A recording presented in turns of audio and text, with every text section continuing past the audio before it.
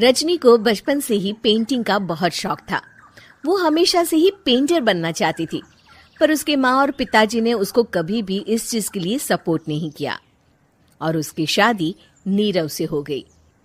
नीरव रजनी को बहुत प्यार करता था, पर रजनी हमेशा चुपचाप ही रहती।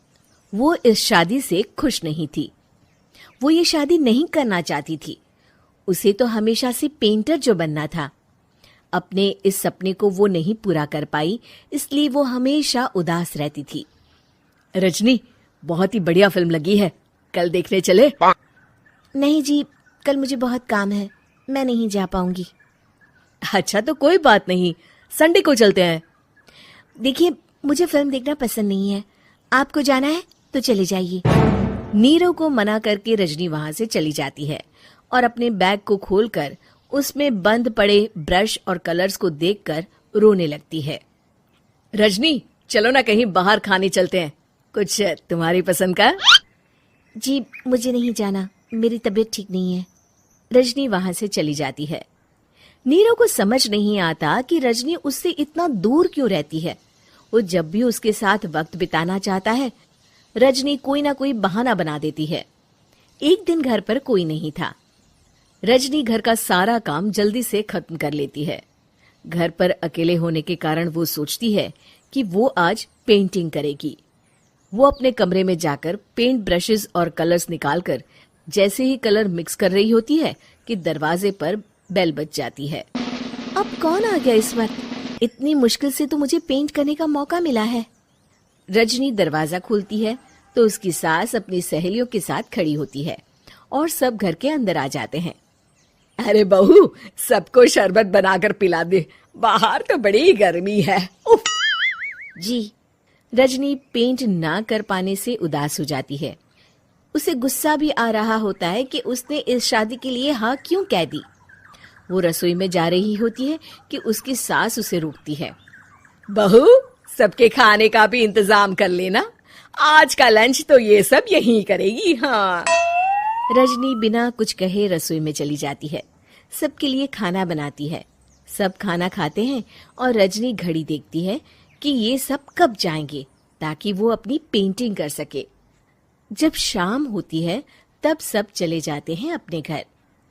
अरे बहू, सब तेरे खाने की तो बहुत तारीफ कर रहे थे, सबको बहुत अच्छा लगा खाना। आपको मुझे सुबह बताना चाहिए था ना कि आपकी सहेलियां आ रही हैं। पता भी है कितना वक्त लगा सारा खाना बनाने में। अरे बहू, तू ऐसे कैसे बात कर रही है मुझसे? तो और कैसे बात करूं? मैं इस घर की कोई नौकरानी नहीं हूं कि इतना काम करूंगी। रजनी अपने कमरे में जाकर दरवाजा बंद कर लेती है। शाम को जब नीरव आता है तो उसकी माँ उसे पूरी घटना के बारे में बताती है। क्या रजनी ने आपसे इस तरह बात की माँ? हाँ, और पता नहीं उसे क्या हो गया है, शाम से बाहर भी नहीं आई है। मैंने तो कई बार आवाज दी, खाना भी नहीं खाया उसने। तू ही बात करके देख ले बेटा। नीरव अपने कमरे का दरवाजा खटखटाता है। रजनी, दरवाजा खोलो, मैं हूं। रजनी दरवाजा खोलती है और फिर वापस जाकर अपने बिस्तर पर लेट जाती है। रजनी, माँ से बात करने का ये क्या तरीका है? मैंने कोई गलत बात नहीं की है। अरे तुम क्यों ऐसे बर्ताव कर रही हो सबके साथ?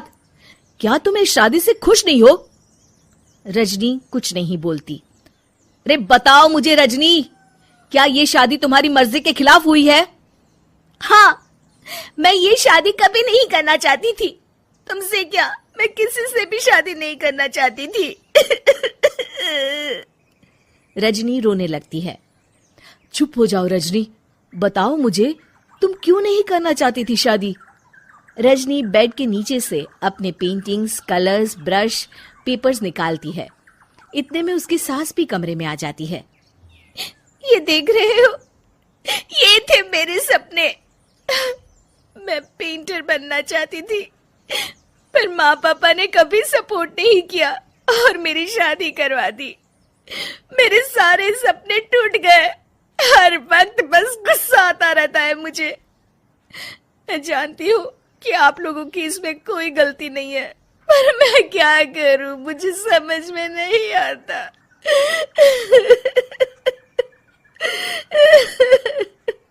रजनी फूट फूट कर रोने लगती है। मुझे माफ कर दीजिए, आप दोनों के साथ मैं बहुत बुरा बर्ताव कर रही हूँ। अरे रजनी बेटा चुप हो जाओ तुम। नीरव पानी लेकर आता है। ये लो पानी पियो और शांत हो जाओ। रजनी पानी पीती है और उसकी सास पेंटिंग्स देख रही होती है। अरे नीरव, हमें तो पता ही नहीं था कि हमारी बहू कलाकार है। अरे कितनी अच्छी पेंटिंग्स बनाई है, देखो तो। ये वाली तो मैं अपने कमरे में ले जाऊंगी। आपको ये पेंटिंग्स अच्छी लगी? अच्छी नहीं, बहुत अच्छी लगी। और तुमने हमें बताया क्यों नहीं? तुम जब चाहे पेंटिंग कर सकती हो रजनी। हम तुम्हारे सपनों को पूरा करने में तुम्हारा पूरा साथ देंगे।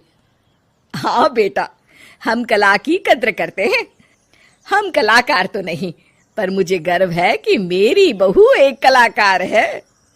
रजनी, नीरव और सास तीनों हंस पड़ते हैं।